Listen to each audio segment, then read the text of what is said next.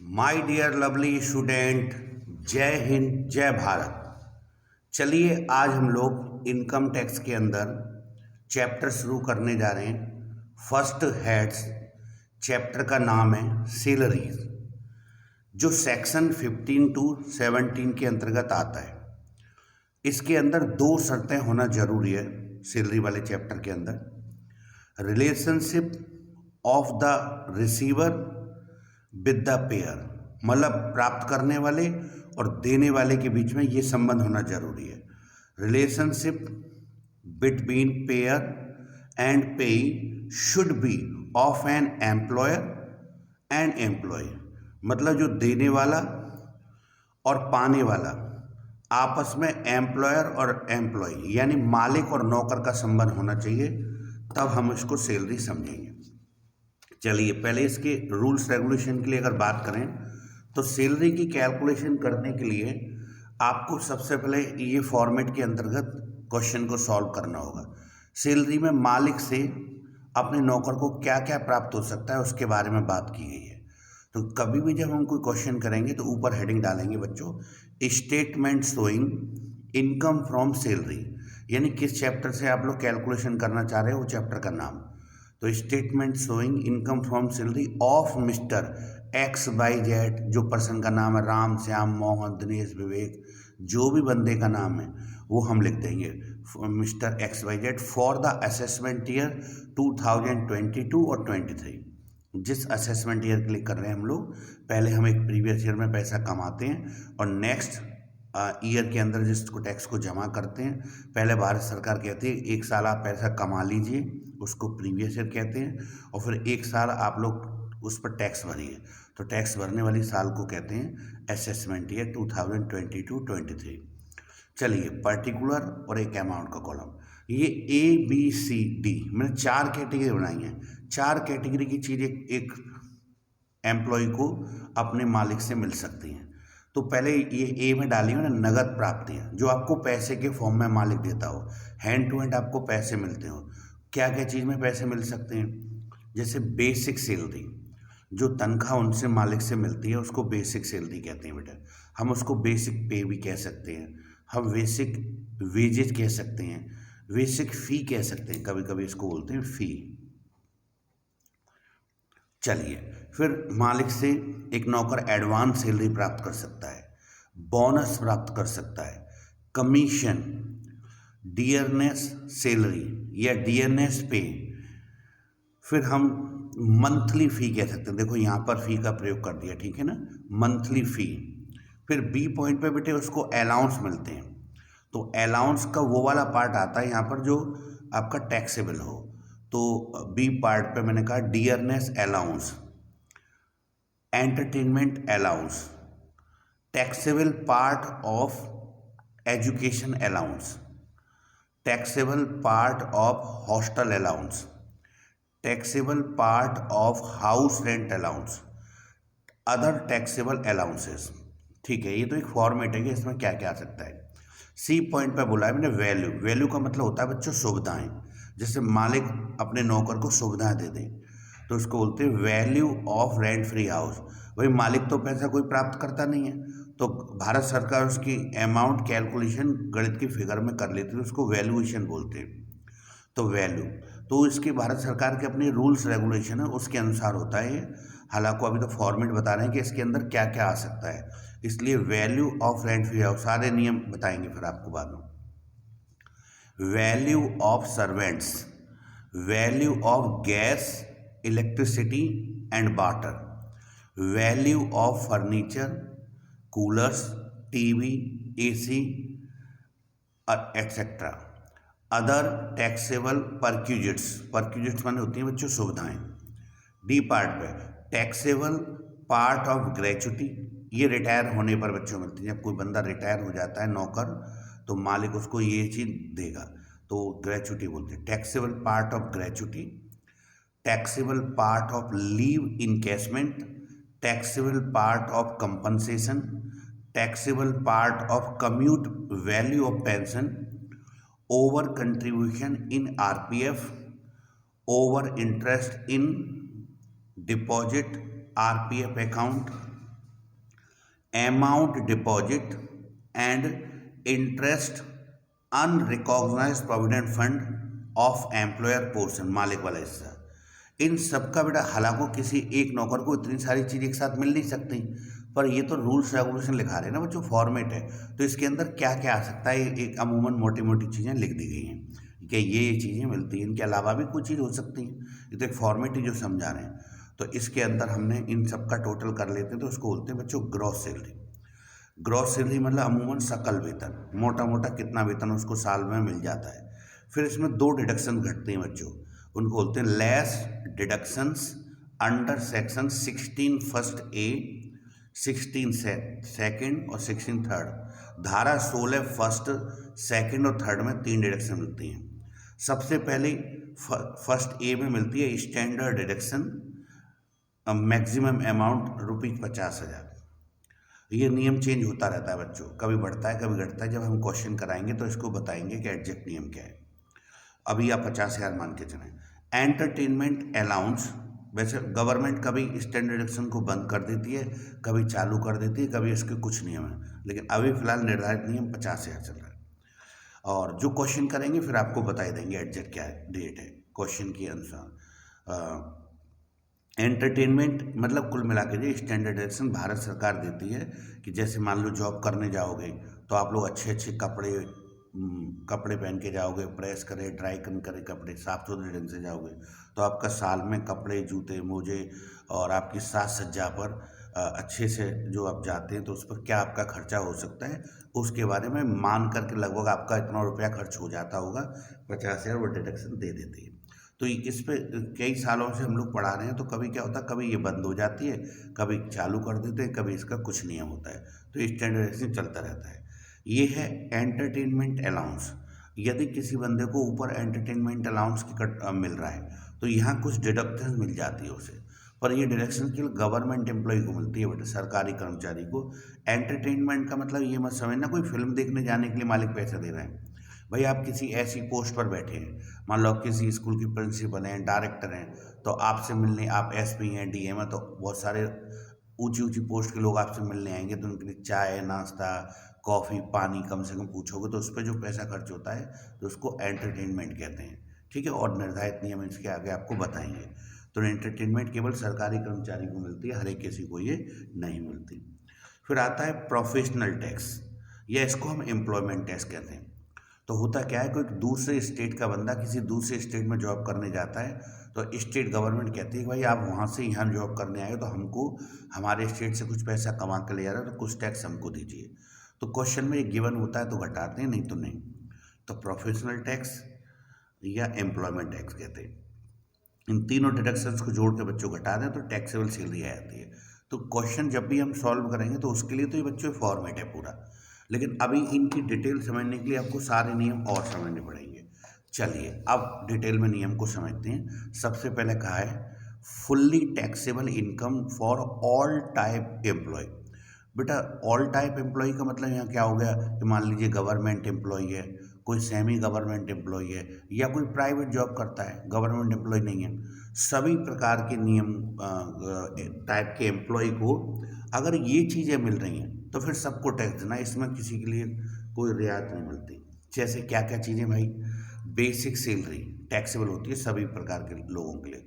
Basic salary, monthly pension, monthly fee, bonus, commission, advance salary, arrear of salary, ये सभी प्रकार के करदाताओं को टैक्स इस पर देना पड़ेगा।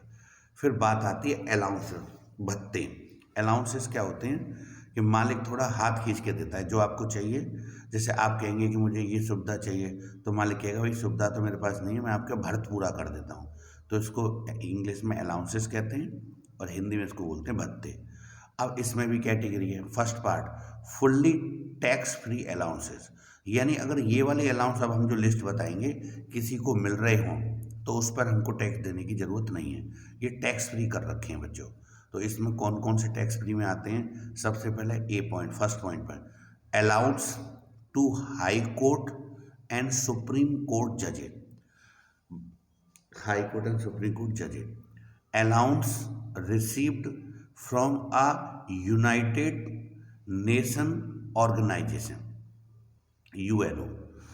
Allowances received from by a teacher, professor from SAARC member states.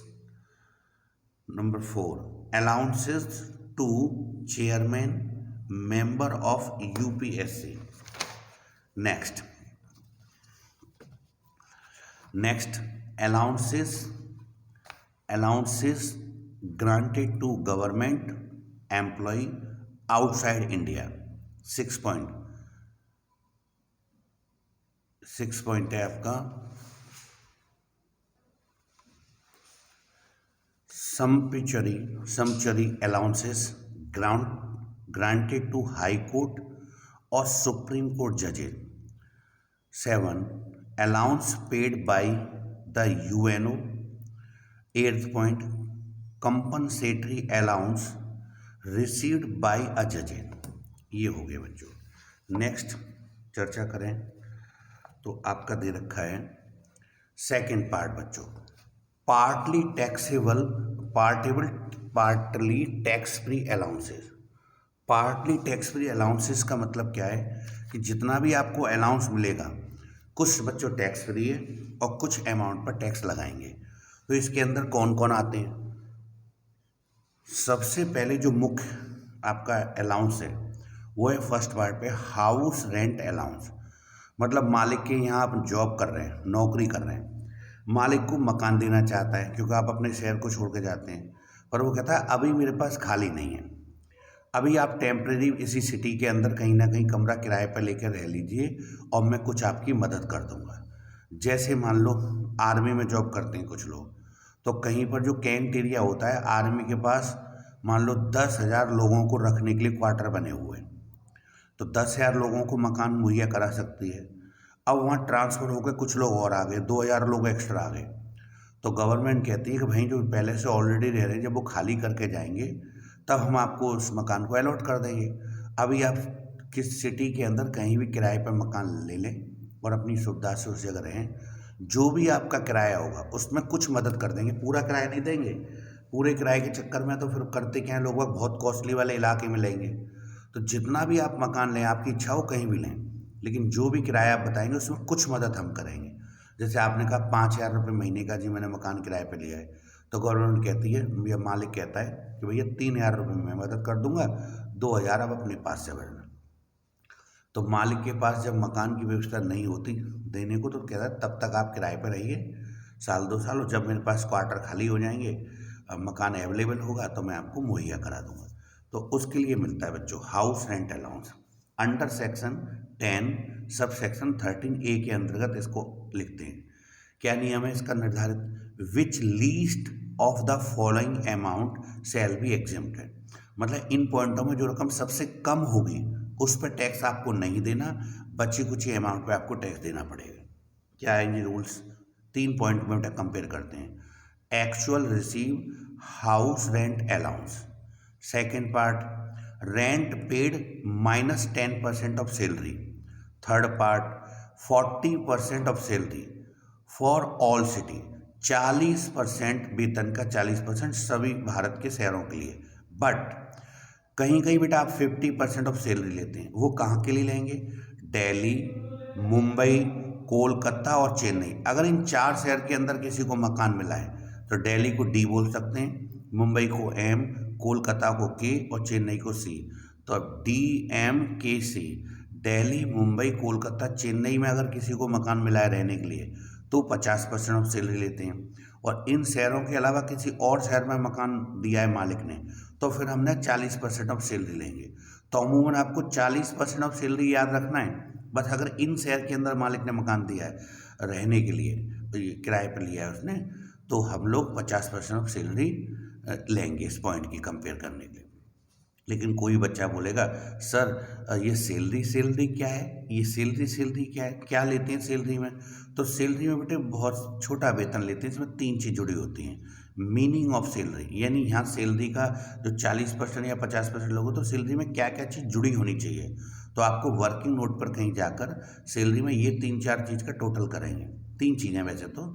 Meaning of salary, salary बराबर तो बेसिक सैलरी लेंगे, डीए लेंगे, लेकिन डीए किस केस में लेंगे? If according to service term, यदि डीए सेवा की शर्तों के अनुसार है तो ही लेंगे, नहीं तो नहीं। फिर प्लस डीएनएस पे क्या रखा है, तो डीएनएस पे कह दो या डीएनएस सैलरी कह दो, ये तो automatically according to service term मानी जाती है। अगर क्वेश्चन में डीएनएस पे कह दिया है या क्वेश्चन के अंदर डीएनएस अलाउंस कह दिया है तो वो automatically according to service term होता है बच्चों, फिर आप उसको जरूर जोड़ेंगे। और नहीं, अगर डीए दे रखा है तो डीए के साथ अकॉर्डिंग टू सर्विस टर्म दे रखा होगा तभी लेंगे, नहीं तो नहीं लेंगे। और अगला बेटा परसेंटेज कमीशन ऑन सेल, यानी अपने मालिक से नौकर को कमीशन मिलती है, लेकिन कमीशन सेल्स पर क्या रखी हो वो भी परसेंट से, तभी यहाँ पर जोड़ेंगे। अगर सिंपली क्या रखा होगा कमीशन मिलती है तो नहीं, कमीशन क्या रखा होगा भाई आपको 5% कमीशन मिलती है, 3% कमीशन मिलती है और सेल पर, तभी उसको यहाँ जोड़ेंगे, नहीं तो नहीं। तो इन 3-4 चीज़ का टोटल लेते हैं। अमूमन क्वेश्चन में कुछ हो ना हो, बेसिक सैलरी तो हर क्वेश्चन में होती ही होती है। चलिए ये सैलरी ले लेंगे और यहाँ पर आप 10% सैलरी या 40% सैलरी या 50% सैलरी तो करेंगे। फिर इन तीनों पॉइंट में जो बेटा कम रकम होगी वो भारत सरकार इनकम टैक्स डिपार्टमेंट उसको टैक्स फ्री कर देता है। तो सर टैक्स कितने पे लगेगा? टैक्स लगाने के लिए बेटा ये फॉर्मूला और आपको यूज करना पड़ेगा, taxable house rent allowance, short form में बोलते हैं HRA, house rent allowance. Taxable house rent allowance का फॉर्मूला होगा एक्चुअल रिसीव HRA, यानी वास्तव में आपको मालिक से कितना हाउस रेंट अलाउंस मिला है, और माइनस टैक्स फ्री HRA, जो इन तीनों पॉइंट में कम आया होगा वो यहाँ पर यूज करते हैं बच्चों। तो टैक्सेबल HRA बराबर एक्चुअल रिसीव HRA में से माइनस कर देंगे टैक्स फ्री HRA। फिर नोट, दो बातें ध्यान रखिए इसको कैलकुलेशन करने में। Note number 1, this deduction get only condition when employee house use taken on rent, तभी मिलती है बच्चों कि जो आपका नौकर है उसने मकान किराए पर ले रखा है, यानी कि मालिक चाहता है कि जो किराया पेड करते हैं उसमें थोड़ी सी हेल्प करूंगा। और यदि आपने किराए पे नहीं ले रखा, उसी शहर में आपका खुद का मकान है, आपके किसी रिश्तेदार का पापा मम्मी चाचा ताऊ ससुराल वाले लोग वो लोगों का मकान और उसमें फ्री में रह रहे हैं, आपको किराया देना ही नहीं पड़ता, तब आपको भारत सरकार छूट नहीं देती, फिर तो जितना भी HRA आपको मिलेगा पूरी अमाउंट पे आपको टैक्स देना पड़ता है। तो ये डिडक्शंस कब मिलेगी कि यदि आपने मकान किराए पे ले रखा है और आप किराया पेड करते हैं, ये कहना चाहता है नोट में। Note number 2, house is self of employee, यानी मकान स्वयं एम्प्लॉय का है, और एनी हाउस, कोई ऐसा house, get any relative means employee not paid rent, यानी आपका खुद का मकान है या आपने किसी अपने रिश्तेदार से प्राप्त किया है, employee not paid rent for house, then all amount from employer will be taxable, जो भी आप अपने एम्प्लॉयर से प्राप्त कर रहे होंगे मालिक से, वो रकम टैक्सेबल हो जाएगी, ये बात कही गई है। चलिए ये तो मुख्य था। अब हम सेकंड नंबर पर देखते हैं बी पार्ट, एजुकेशन अलाउंस।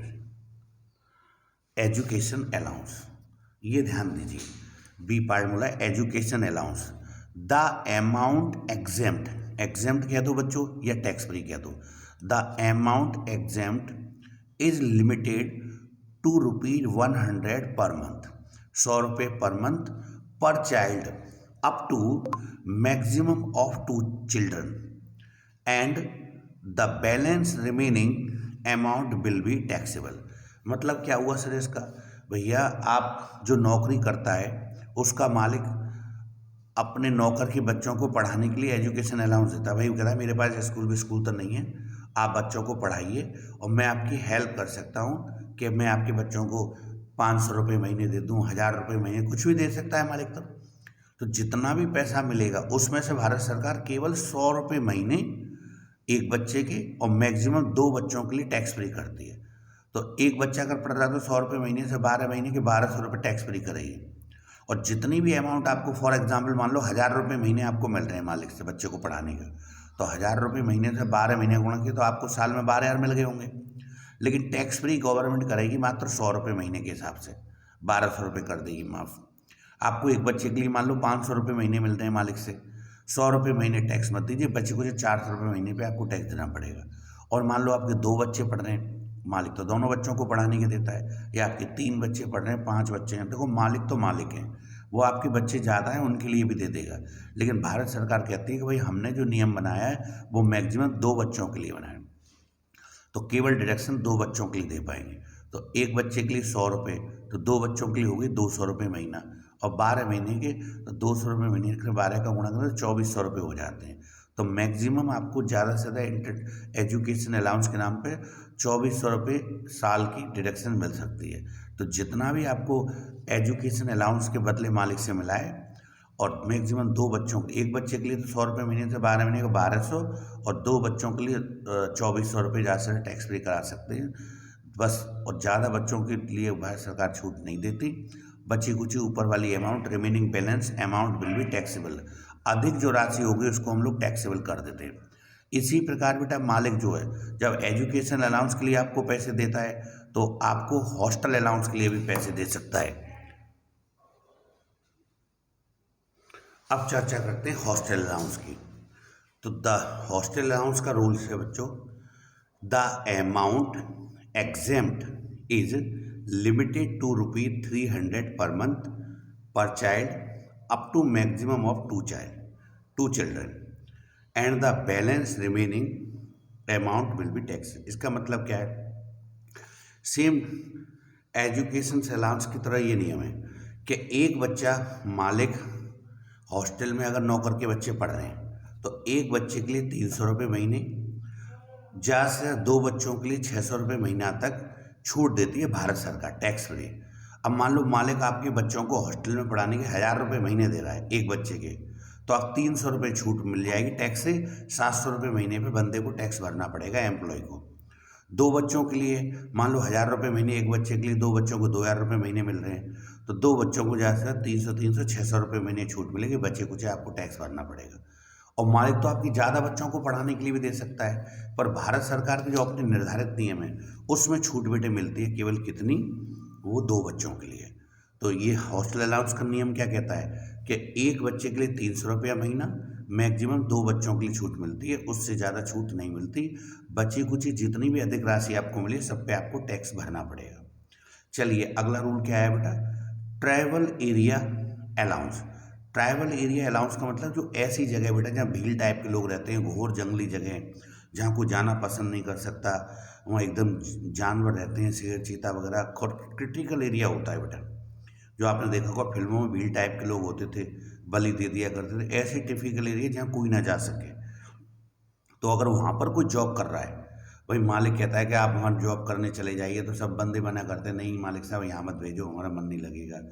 तो मालिक थोड़ी सी तनख्वाह बढ़ा देता है कि उनको ट्रेवल एरिया अलाउंस के नाम से, भाई जो एरिया थोड़ा ऐसा है, पिछड़ा क्षेत्र है, या घोर गांव टाइप की चीज़ है जहाँ पब्लिक का नाम लेवा ना पानी देवा कोई मिलेगा नहीं, ऐसी जगह जॉब करे, तो मालिक कहता है चलो मैं आपकी तनख्वाह 1000 रुपये महीने बढ़ाता हूँ, 2000 रुपये महीने बढ़ाता हूँ, 5000 रुपये महीने बढ़ा। मालिक तो भाई मालिक होते हैं, कितने रुपये महीने भी दे सकते हैं, लेकिन दिक्कत भारत सरकार कहती है हम केवल छूट इतनी दे पाएंगे।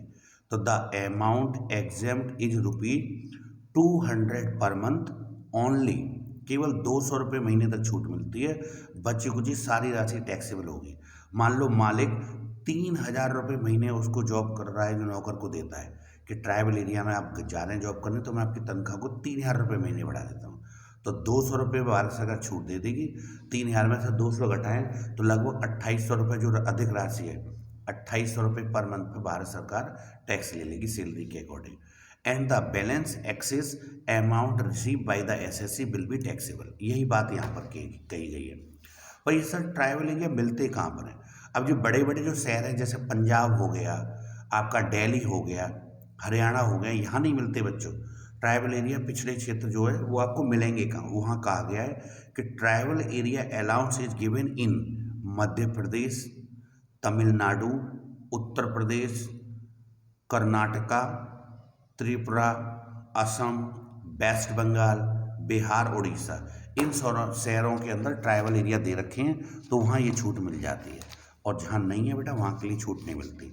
चलिए सर और नेक्स्ट बताते हैं आपको, नेक्स्ट पॉइंट और किस चीज़ के रूल्स के बारे में।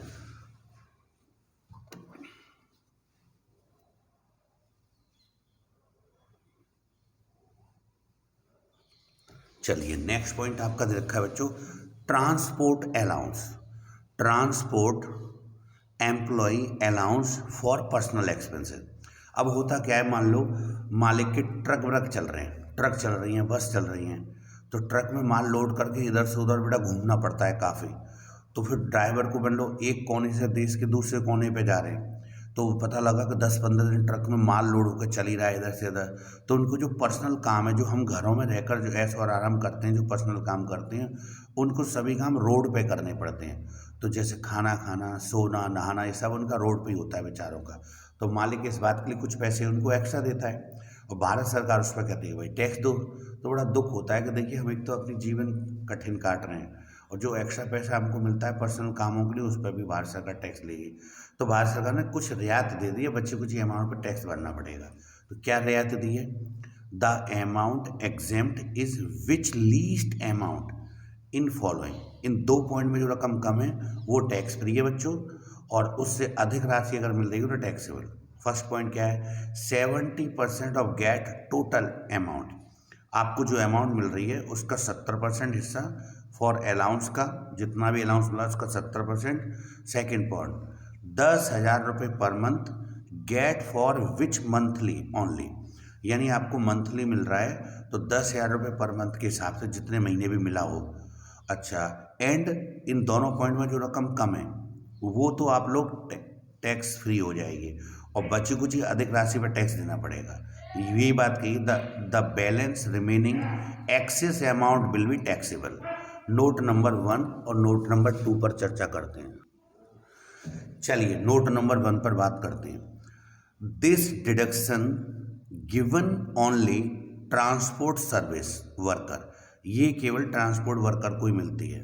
Note number 2, if employee is get also daily allowance, the get all amount of transport allowance will be taxable. यदि उसको डेली अलाउंस अलग से मिलते हैं, फिर ये ट्रांसपोर्ट अलाउंस में छूट नहीं मिलेगी, पूरे अमाउंट को टैक्सेबल कर देंगे। F point, transport allowance.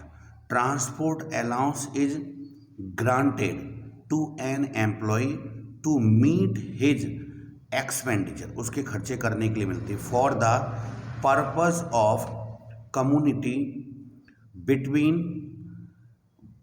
between the place of his residence and the place of his duty.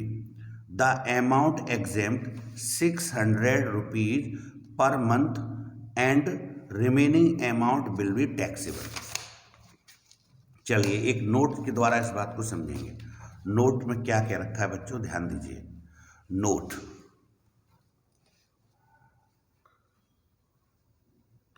Note, if the employee blind, handicapped and orthopedically, then exempt amount is just double, tax free rupees 3,200 per month. वहाँ 1,600 रुपये मिल रहे थे, 1,600 के 3,200।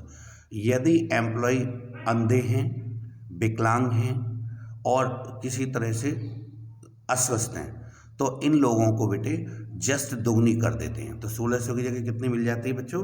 3,200 रुपये per month. And the remaining over amount will be taxable. इससे अगर ज़्यादा राशि मिल रही तो वो टैक्सेबल है। फिर क्या रखा है जी पॉइंट पे,